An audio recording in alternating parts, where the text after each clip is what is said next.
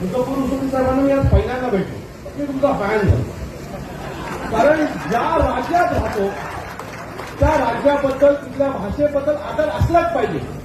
तुम्ही ज्या राज्यात जाता, ज्या राज्यात पैसे कमवता, श्रीमंत होता आणि ज्यावेळेला त्या राज्याची वेळ येते, त्या राज्यातल्या भाषेची वेळ येते, त्यावेळेला तुम्ही डोळे दाखवता.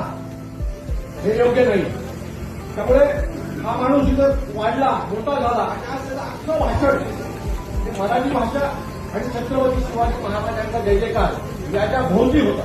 त्यामुळे खरंच मला तुम्हाला ऐकून बरं वाटलं. अशी लोक हवेत राजकारणामध्ये. स्वार्थी लोक आपल्याला राजकारणात नको आहे.